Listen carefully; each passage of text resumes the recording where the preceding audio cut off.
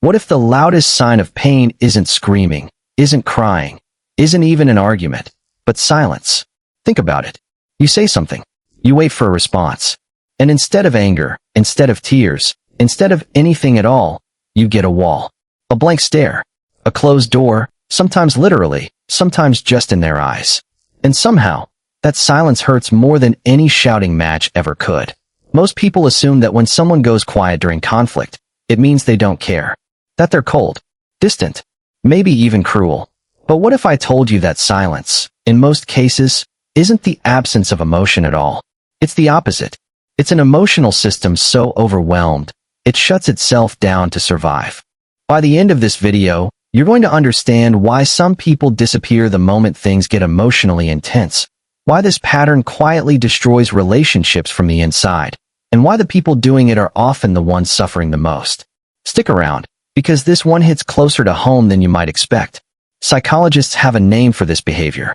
It's called stonewalling, and it's actually one of the 4 communication patterns researchers have identified as the strongest predictors of relationship breakdown. Not cheating, not money problems, the way 2 people handle conflict. So why does the brain do this? Why, in the middle of a conversation that matters, does someone just leave, even while standing right in front of you? Here's where it gets interesting. When conflict escalates, your nervous system doesn't know the difference between an argument with your partner and a genuine threat to your survival. Your heart rate spikes. Your body floods with stress hormones. Researchers have found that once a person's heart rate crosses a certain threshold during an argument, roughly 100 beats per minute, they physically lose the ability to process language and reason clearly. Their brain shifts from thinking to defending. At that point, the body has 2 options: fight or flee. And for a certain kind of person, someone who learned very early in life that emotional expression wasn't safe, the nervous system doesn't choose fight. It chooses flight. Except there's nowhere to run. So instead, they flee inward. They shut the door on their own emotions and on you. This is where it gets personal, because stonewalling rarely starts in adulthood. It starts in childhood, long before someone ever learns the word for it. Picture a child growing up in a home where emotions were dangerous. Maybe expressing sadness got mocked. Maybe anger in the house meant yelling, or worse. Maybe there was a parent who simply couldn't handle a child's big feelings, so every time that child cried or got upset, they were told to stop, to calm down, to not be so sensitive. What does a child learn from that? Not that emotions are wrong. They learn something far more dangerous. They learn that showing emotion is unsafe.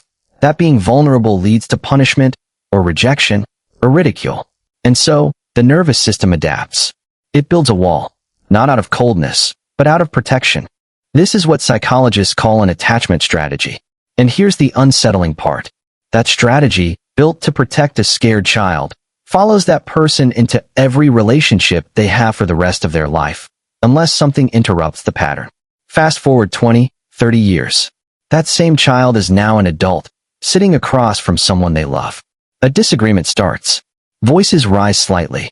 And suddenly, without even realizing it, they feel that same old alarm bell ringing in their chest. Their body doesn't know this is a spouse, or a partner, or a friend. It just knows danger.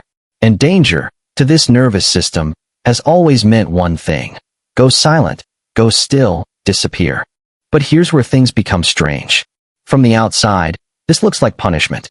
It looks like someone deliberately withholding love to hurt the other person. And in some cases, silence really is used as a weapon, consciously, to control or manipulate. That does happen.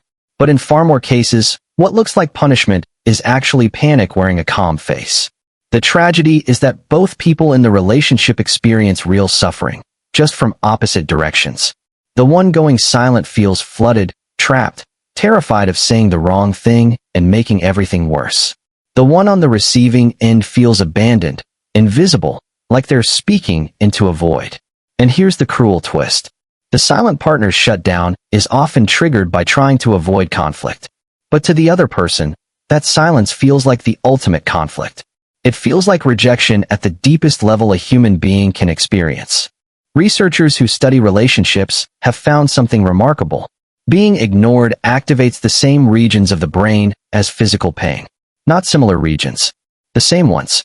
Your brain does not clearly distinguish between a broken bone and being emotionally frozen out by someone you love. Silence doesn't feel like nothing. It feels like an injury. So now imagine this pattern repeating week after week, year after year. One partner shuts down to protect themselves. The other partner feels wounded by the shutdown. And because the wound feels like rejection, they often respond by pursuing harder, asking more questions, raising their voice, needing some kind of response, any response, just to feel seen again. This creates what therapists call the pursuer-distancer cycle.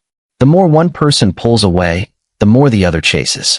And the more the other chases, the more overwhelming it feels to the person who already associates emotional intensity with danger, so they pull away even further.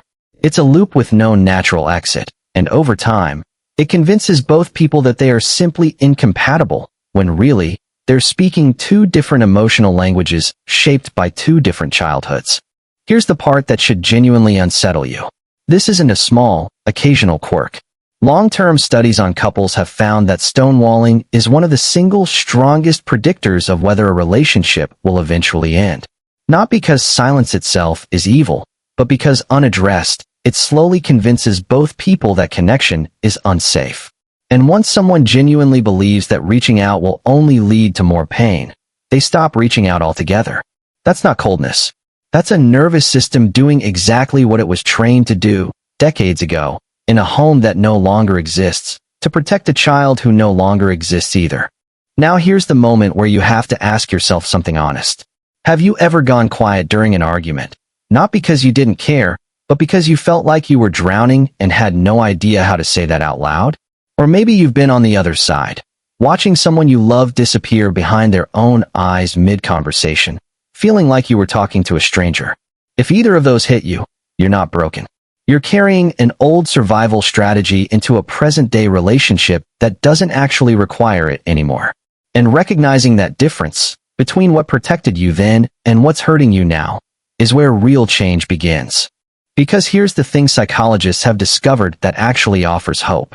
The nervous system that learned to shut down under stress can also learn to stay present.